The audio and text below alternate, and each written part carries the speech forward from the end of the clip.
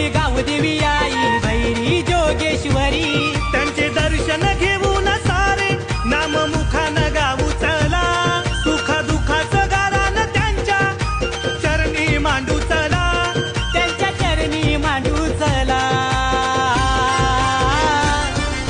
टाकवली गावाला चला रे टाकवली